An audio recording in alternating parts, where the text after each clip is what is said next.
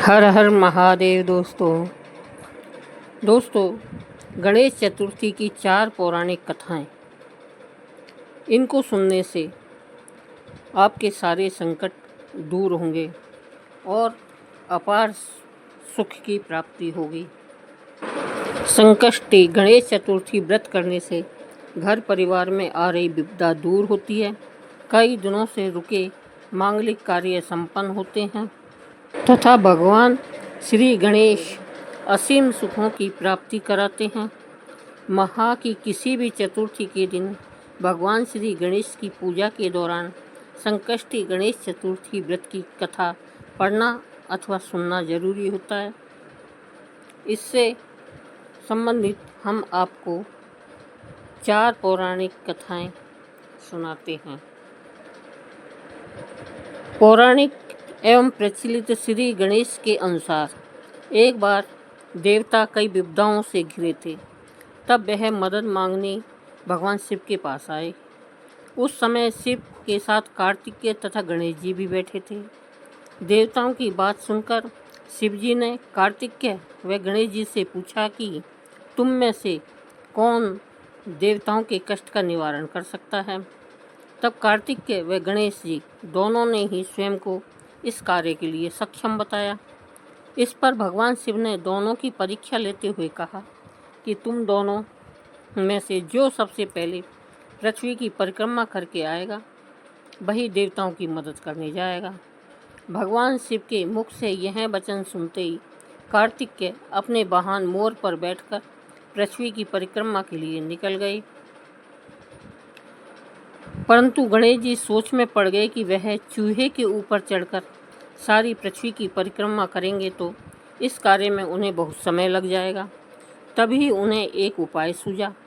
गणेश जी अपने स्थान से उठे और अपने माता पिता की 7 बार परिक्रमा करके वापस बैठ गए। परिक्रमा करके लौटने पर कार्तिकेय स्वयं को विजेता बताने लगे। तब शिवजी ने श्री गणेश जी से पृथ्वी की परिक्रमा न करने का कारण पूछा। तब गणेश जी ने कहा, माता पिता के चरणों में ही समस्त लोक है। यह सुनकर भगवान शिव ने गणेश जी को देवताओं के संकट दूर करने की आज्ञा दी। इस प्रकार भगवान शिव ने गणेश जी को आशीर्वाद दिया कि चतुर्थी के दिन जो तुम्हारा पूजन करेगा और रात्रि में चंद्रमा को अर्घ्य देगा उसके तीनों पाप यानी दैहिक ताप, दैविक ताप तथा भौतिक ताप दूर होंगे। इस व्रत को करने से व्रतधारी के सभी तरह के दुख दूर होंगे और उसे जीवन के भौतिक सुखों की प्राप्ति होगी। चारों ओर से मनुष्यों की सुख समृद्धि बढ़ेगी। पुत्र पौत्रादि धन ऐश्वर्य की कमी नहीं रहेगी। बोलो गणेश जी महाराज की जय। गणेश चतुर्थी की दूसरी कथा। एक समय की बात है, राजा हरिश्चंद्र के राज्य में एक कुम्हार था। वह मिट्टी के बर्तन बनाता था, लेकिन वे कच्चे रह जाते थे। एक पुजारी की सलाह पर उसने इस समस्या को दूर करने के लिए एक छोटे बालक को मिट्टी के बर्तनों के साथ हाव में डाल दिया। उस दिन संकष्टी चतुर्थी का दिन था। उस बच्चे की माँ अपने बेटे के लिए परेशान थी। उसने गणेश जी से बेटे की कुशलता की प्रार्थना की। दूसरे दिन जब कुम्हार ने सुबह उठकर देखा तो हाव में उसके बर्तन तो पक गए थे, लेकिन बच्चे का बाल बांका भी नहीं हुआ था। वह डर गया और राजा के दरबार में जाकर सारी घटना बताई। इसके बाद राजा ने उस बच्चे और उसकी माँ को बुलवाया तो माँ ने सभी तरह के विघ्नों को दूर करने वाली संकष्टी चतुर्थी का वर्णन किया। इस घटना के बाद से महिलाएं संतान और परिवार के सौभाग्य के लिए संकट चौथ का व्रत करने लगी। बोलो संकट चतुर्थी की जय। अब तीसरी कथा इस प्रकार है। एक समय की बात है कि विष्णु भगवान का विवाह लक्ष्मी जी के साथ निश्चित हो गया। विवाह की तैयारी होने लगी। सभी देवताओं को निमंत्रण भेजे गए, परंतु गणेश जी को निमंत्रण नहीं दिया। कारण जो भी रहा हो, अब भगवान विष्णु के बारात जाने का समय आ गया। सभी देवता अपनी पत्नियों के साथ में विवाह समारोह में आए, उन सब ने देखा कि गणेश जी कहीं दिखाई नहीं दे रहे हैं। तब वे आपस में चर्चा करने लगे कि क्या गणेश जी को न्योता नहीं दिया है या स्वयं गणेश जी नहीं आए हैं। सभी को इस बात पर आश्चर्य होने लगा। तभी सबने विचार किया कि विष्णु भगवान से ही इसका कारण पूछा जाए। विष्णु भगवान से पूछने पर उन्होंने कहा कि हमने गणेश जी के पिता भोलेनाथ महादेव को न्योता भेजा है। यदि गणेश जी अपने पिता के साथ आना चाहते हैं तो आ जाते, अलग से न्योता देने की कोई आवश्यकता भी नहीं थी। दूसरी बात यह है कि उनको 1.25 मन मूंग, 1.25 मन चावल, 1.25 मन घी और 1.25 मन लड्डू का भोजन दिन भर में चाहिए। यदि गणेश जी नहीं आएंगे तो कोई बात नहीं, दूसरे के घर जाकर इतना सारा खाना पीना अच्छा भी नहीं लगता। इतनी वार्ता कर ही रहे थे कि किसी एक ने सुझाव दिया, यदि गणेश जी आ भी जाएं तो उनको द्वारपाल बनाकर बैठा देंगे कि आप घर की चौकस रखना। आप तो चूहे पर बैठकर धीरे धीरे चलोगे तो बारात से बहुत पीछे रह जाओगे। यह सुझाव भी सबको पसंद आ गया तो विष्णु भगवान ने भी अपनी सहमति दे दी। अब होना क्या था कि इतने में ही गणेश जी वहाँ पहुँचे और उन्हें समझा बुझाकर घर की रखवाली करने बैठा दिया। बारात चल दी। तब नारद जी ने देखा कि गणेश जी तो दरवाजे पर ही बैठे हुए हैं, तो वे गणेश जी के पास गए और रुकने का कारण पूछा। गणेश जी कहने लगे कि विष्णु भगवान ने मेरा बहुत अपमान किया है। नारद जी ने कहा कि आप अपनी मूषक सेना को आगे भेज दें तो वह रास्ता खोद देगी, जिससे उनके वाहन धरती में धंस जाएंगे। तब आपको सम्मानपूर्वक बुलाना पड़ेगा। अब तो गणेश जी ने अपनी मूषक सेना जल्दी से आगे भेज दी और सेना ने जमीन पोली कर दी। जब बारात वहाँ से निकली तो रथों के पहिए धरती में धंस गए। लाख कोशिश करें परंतु पहिए नहीं निकले। सभी ने अपने अपने उपाय किए परंतु पहिए तो नहीं निकले, बल्कि जगह जगह से टूट गए। किसी की समझ में नहीं आ रहा था कि अब क्या किया जाए। तब तो नारद जी ने आकर कहा, आप लोगों ने गणेश जी का अपमान करके अच्छा नहीं किया। यदि उन्हें मना कर लाया जाए तो आपका कार्य सिद्ध हो सकता है और यह सब संकट टल सकता है। शंकर भगवान ने अपने दूत नंदी को भेजा और वे गणेश जी को लेकर आए। गणेश जी का आदर सम्मान के साथ पूजन किया। तब कहीं रथ के पहिए निकले।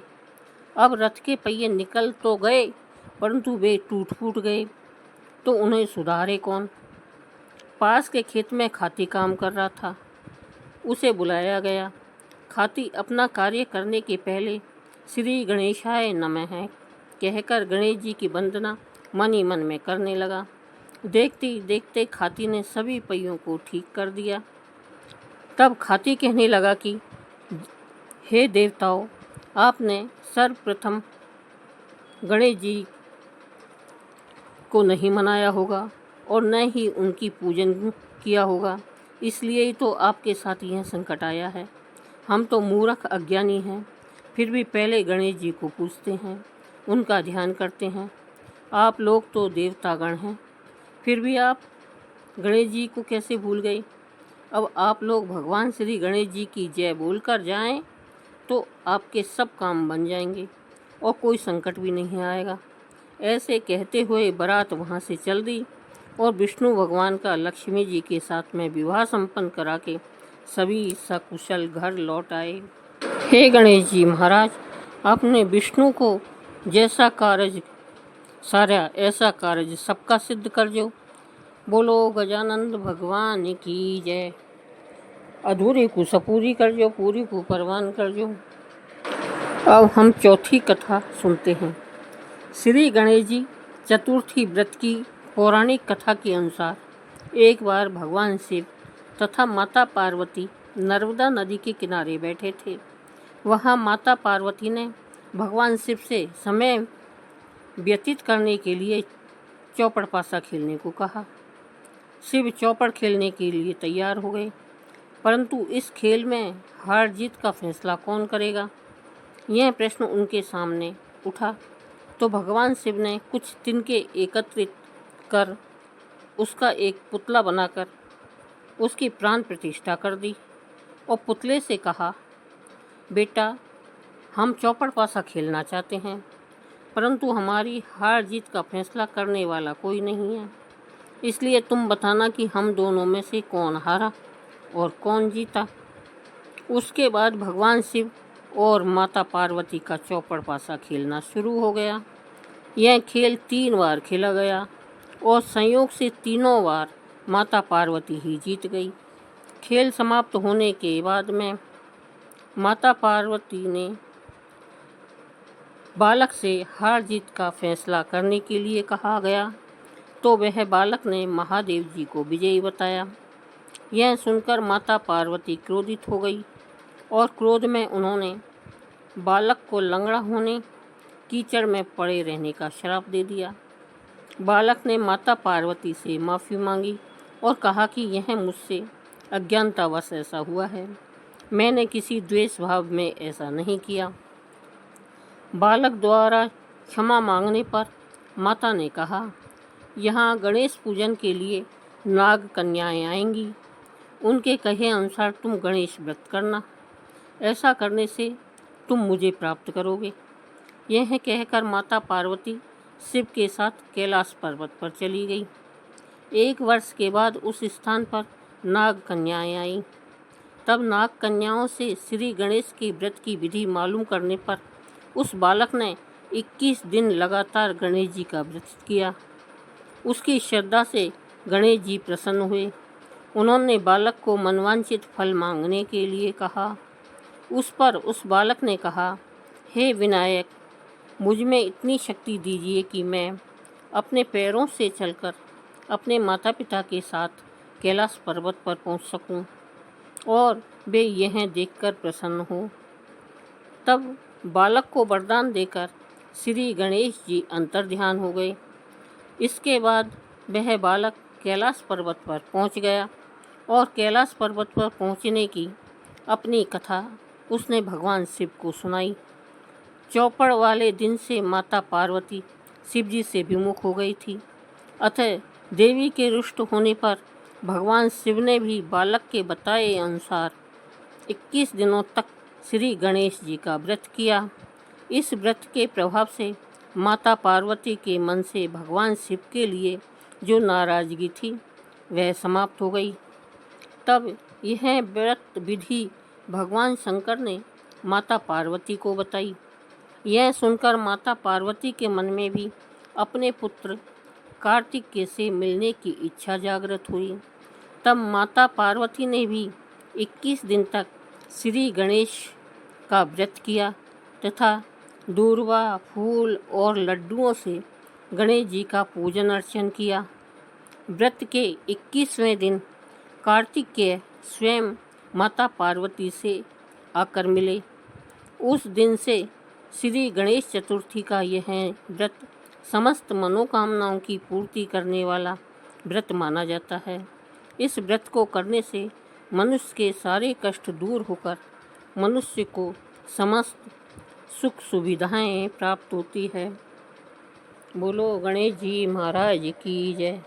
हे गणेश जी महाराज, अधूरी कहानी को सपूरी करना, पूरी को परवान करना और भूल चूक को माफ़ करना और जो कहानी कहने वाले के, सुनने वाले के, उंकारा भरने वाले के सभी मांगलिक कार्य पूर्ण करना, सबको रिद्धि सिद्धि देना, सबके भंडार भरना।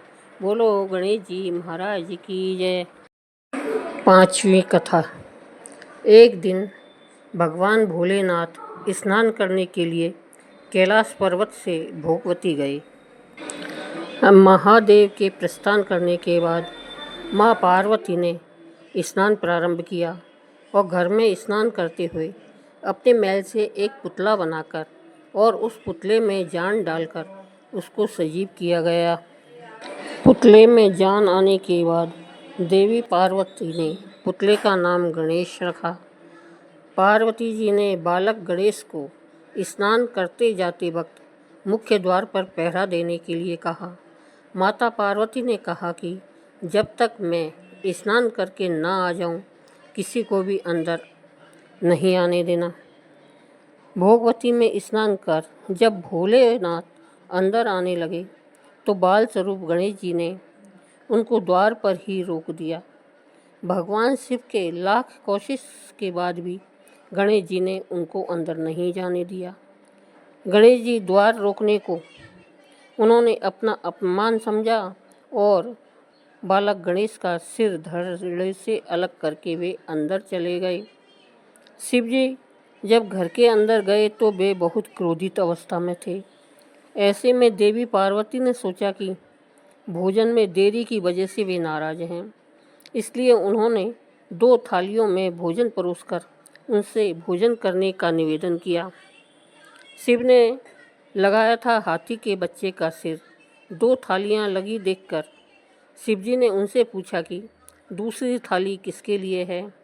तब पार्वती ने जवाब दिया कि दूसरी थाली पुत्र गणेश के लिए है, जो द्वार पर पहरा दे रहा है। तब भगवान शिव ने देवी पार्वती से कहा कि उसका सिर मैंने क्रोधित होने की वजह से धड़ से अलग कर दिया है। इतना सुनकर पार्वती जी बड़ी दुखी हुई और विलाप करने लगी। उन्होंने भोलेनाथ से पुत्र गणेश का सिर जोड़कर जीवित करने का आग्रह किया। तब महादेव ने एक हाथी के बच्चे का सिर धड़ से काटकर गणेश के धड़ से जोड़ दिया। अपने पुत्र को फिर से जीवित पाकर माता पार्वती अत्यंत ही प्रसन्न हुई। बोलो पार्वती मैया की जय, गणेश जी महाराज की जय।